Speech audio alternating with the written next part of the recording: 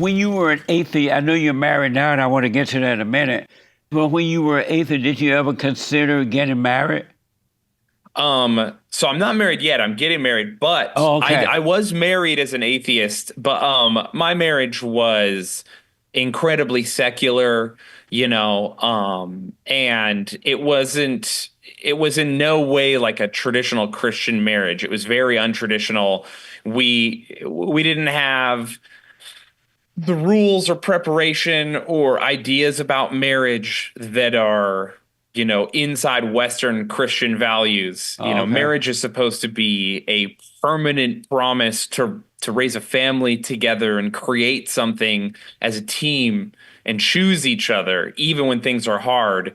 Whereas I was doing marriage the way most people do it now, which is just a relationship that can be discarded and you're just getting married for, I suppose, the aesthetic. Amazing. And so when you got married as an atheist, did Satan perform your wedding? No, no, no, no, no.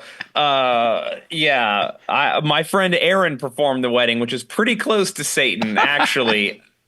Yeah, it was just we just had a guy marry us. It wasn't sacred or profound. There was no ritual. It was pretty underwhelming looking back on it, unfortunately. So let me ask you, so you have a girlfriend or a fiance? A fiance. And does she obey you? Yeah, yeah, she does her best. I think she's a little bit of a firecracker, so sometimes we struggle on that one, but So you said yes, she does obey you? yeah, yeah, she does good. But everyone struggles. I think sometimes she doesn't, and then sometimes I fall short in my bit, which is to love her like Christ loves his church. And he died for his church and sacrificed everything for everyone. And so as husbands, we're called to be willing to die for our wives. And I think sometimes I don't take out the garbage, and that's a lot easier than dying for my woman. So I need to work on that. And so is she a Christian? She is. She She's is. also a Catholic, yes. And but she doesn't obey all the time, it sounds. No, no, no, she doesn't. And so how do you deal with the hell in her when it comes out? That's a great question, Jesse. That's a great question.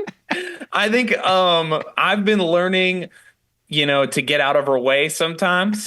When we first started dating and she would sort of get mad or get frustrated that I'm taking the lead. I would call her out on it Yeah. directly and be like, hey, listen, if we're gonna do this, you gotta listen to me sometimes. I gotta be one of us has to be in charge. Like we're a unit, and then she would be directly angry at that language, obviously, because most people have ego and don't.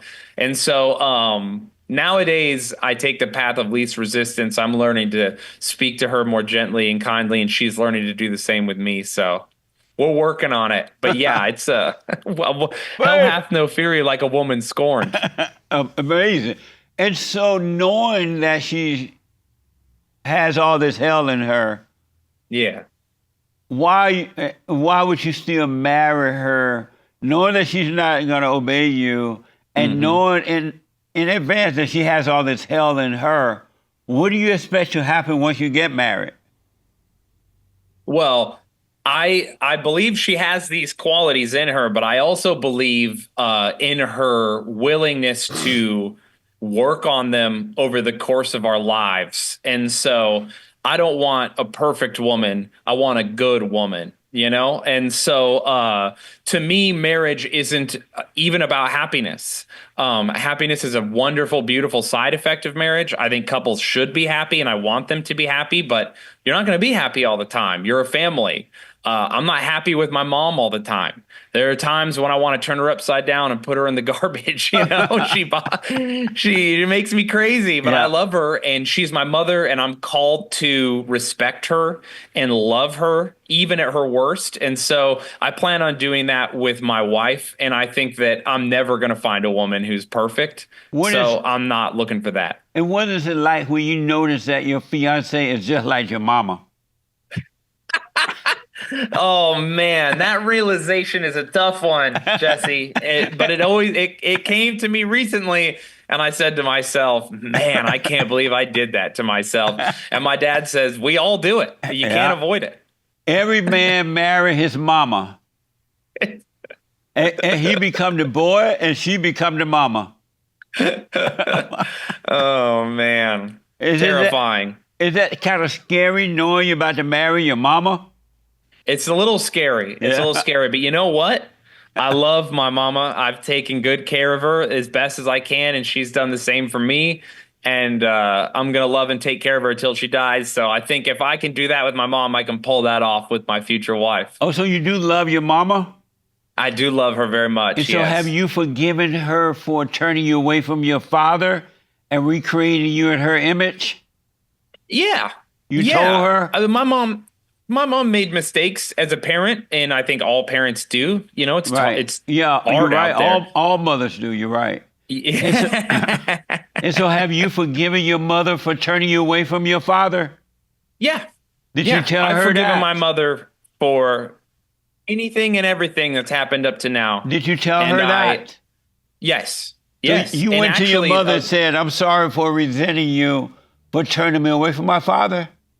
I have one of the parts of my conversion, and especially my experience with Mary, was healing my heart in terms of women. And I think that a lot of that, one of the most beautiful, wonderful things about that was that I got to sort of forgive my mother and talk to her and tell her how much I loved her and recommit myself to being a dutiful and good son who, respecting your parents is in the 10 Commandments. That's a big one. And so what did she say when you told her you were sorry for resenting her for what she done to you? What did she say? She just told me she loved me and she tried her best and she was sorry for the negative things that had happened when I was a kid. And for all the things that had turned out, but she's proud of me and loved me. And my mom is also a Christian. So it was beautiful. It's good. And so when you forgave your father for not protecting you from her, what did he say? You know what? I haven't necessarily had that conversation with my father. I think that is an interesting idea to talk to him, or maybe say like, "Oh, you didn't protect me from her," or whatever. But these are nuanced problems. Especially I'm not old, but I'm older. I was born in the 80s, and so family courts back in the day, they were skewing towards women. Yeah. I don't think my dad had a lot of options. And I think my mom was being led by society and by ideas. Satan. Yeah. I mean, genuinely, she was being led by outside forces and told that this is the way to do this and this is okay to act this way. And I don't blame either of them. And I think they both love me and are beautiful, good people. I'm very, very, very happy to have them as parents. And so will you go to your father and apologize for resenting him? You know what? I don't think I've ever resented my father. Right. Luckily, for all the issues I did have with my mother, which listen, sons have issues with mothers. That's just how it goes, right? Yeah. But I've never had an issue with my father. I've always really looked up to him. That's a good point. He's done a great job. Even though mothers try desperately to turn the sons and the daughters away from the fathers, the sons and the daughters still yearn for the father. They love their father. They want their fathers. And so I totally understand. But I would recommend you still have that conversation about, hey, why didn't you protect me from her? I now understand, because what's going to happen is your fiance will turn your son against you. And you think won't, so? You won't know that she's doing it until one day you wake up and your son like, "I hate you." And you'll be like, "What? I went to work, I took care. I hate you, you, this, you, that." He's going to sound just like his mother toward you. Well, hopefully I can keep her from hating me, and then he will sound just like his mother towards me and say, "I love you, let's go to church, or let's throw the ball around, or ride a motorcycle." And I will say, "You got it, dog."